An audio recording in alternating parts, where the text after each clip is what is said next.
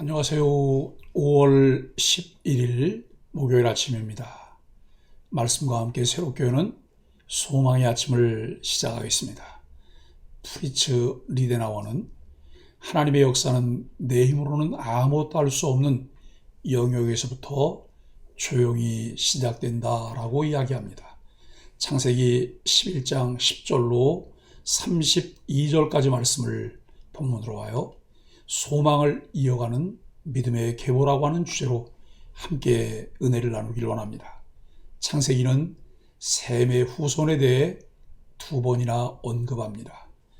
창세기 10장의 족보가 홍수 사건 이후에 하나님의 징계가 회복되는 모습과 생육하고 번성하여 충만하라는 축복과 연결되어 해석된다면 창세기 11장은 바벨탑이라는 불순종의 징계 이후에 아브라함에게 이어지는 하나님의 축복을 준비하는 모습입니다. 원 역사는 인간의 죄, 하나님의 심판, 구원을 반복적으로 보여주고 있습니다.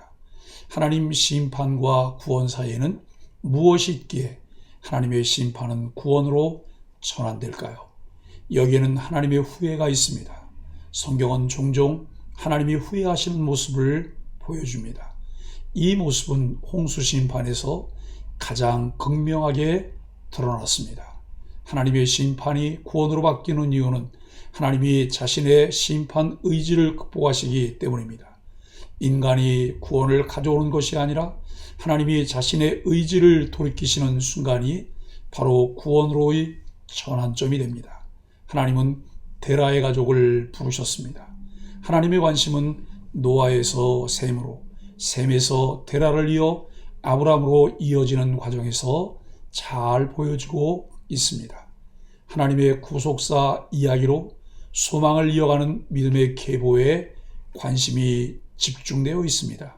창세기 11장 마지막은 아브라함이 아니라 데라가 갈대아 우르를 떠날 때 가족을 인솔했음을 명시하고 있습니다.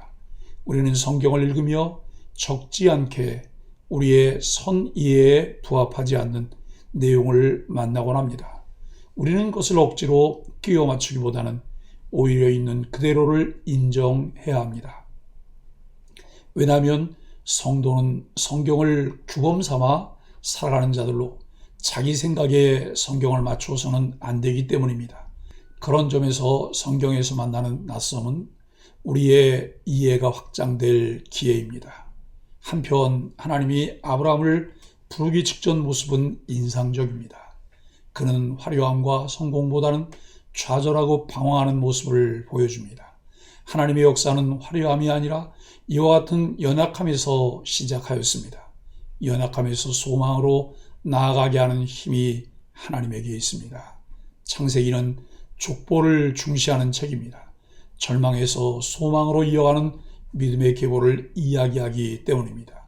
이는 믿음의 역사가 당대에 그쳐서는 안 된다는 하나님의 의도가 기록자 모세를 통해 반영되었습니다. 오늘 본문은 셈의 족보와 데라의 족보입니다.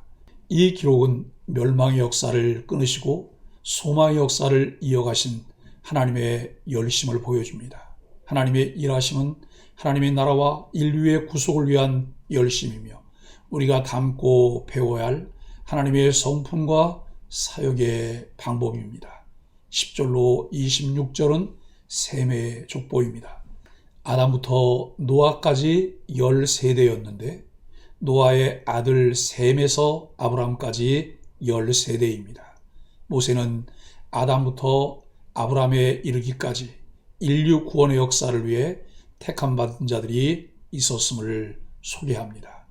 세상은 죄악으로 가득 찼지만 하나님은 많은 사람 중 노아를 찾아 언약 백성을 삼아주셨습니다. 이와 같이 하나님은 셈의 후손 아브라함도 언약 백성의 길을 가게 하십니다.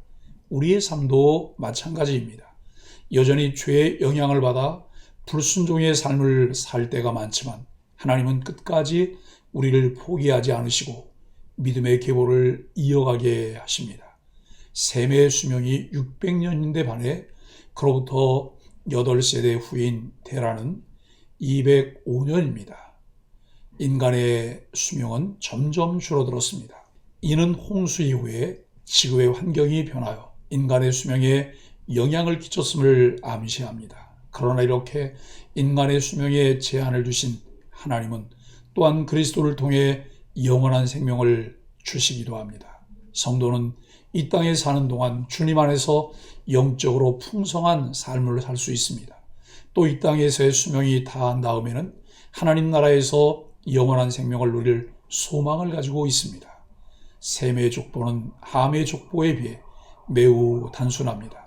함의 경우처럼 용맹했던 후손이나 특별한 문명을 이룩한 후손이 기록되어 있지 않습니다. 하나님은 지극히 평범한 사람들을 통해서도 구원의 역사를 이루어 가십니다. 평범한 이들에게서 믿음의 조상 아브라함이 나오고 하나님의 마음에 합한 자 다윗이 나오며 마침내 그리스도께서 오실 것입니다. 우리가 주님께 순종하며 살고 있다는 평범한 일상을 통해서도 하나님의 역사는 일어날 것입니다. 우리는 무언가 특별한 일을 화려하고 거창하게 해야 하는 것으로 생각하며 유혹을 받습니다. 그런데 그것이 아닙니다. 하나님은 우리에게 주어진 지금의 환경과 삶에서 주께서 인도하시는 그 인도하심에 순종하길 원하십니다. 이 17절로 37절은 테라의 족보입니다. 아브라함의 고향은 갈대아인 우르였지만 테라는 가족들을 데리고 그 땅을 떠나 하란이라고 하는 곳에 정착했습니다. 그런데 하나님은 아브라함이 그곳을 떠나 가나안으로 가게끔 역사하셨습니다. 아브라함은 이렇게 하나님의 소망의 계보를 이어갈 소명자로서 부름받았습니다. 성도의 본향은 하나님 나라입니다.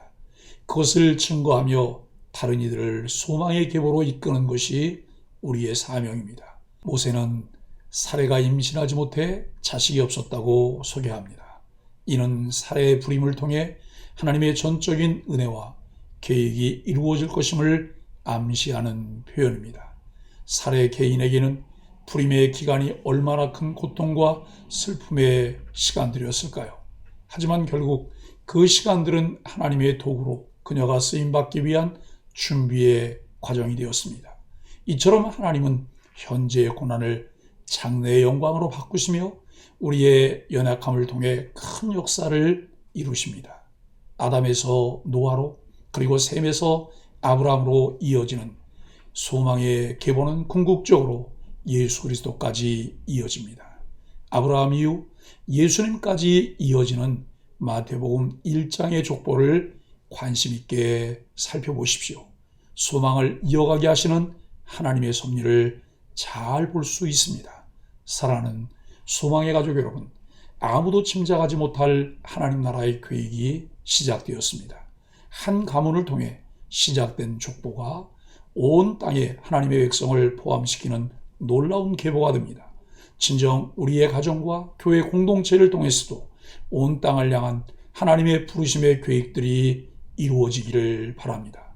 우리는 알 수 없지만 온 세상의 창조주이신 하나님께서 설계하시고 부분 시공해 가시는 하나님의 놀라운 작품이 그대로 이루어지는 것을 인정하고 신뢰합니다. 우리도 하나님의 선한 성품을 닮아가고 하나님의 뜻대로 모든 일을 이루시는 하나님의 사역을 배우고 닮아가며 순종하여 소망을 이어가는 복 있는 소망의 가족들이 되기를 예수 그리스도의 이름으로 간절히 축복합니다. 함께 기도하겠습니다. 하나님, 인간에게 주어졌던 풍성한 생명력이 죄로 인해 줄어들었음을 보며 안타까움을 느낍니다. 소망 없는 인류를 위해 하나님이 구원의 새 역사를 준비하고 계신다는 사실이 얼마나 감사한지요. 하나님 교회에게 쓰실 한 사람을 찾으실 때 우리가 하나님의 눈에 발견되게 하시고 순종하는 복을 누리게 하여 주옵소서.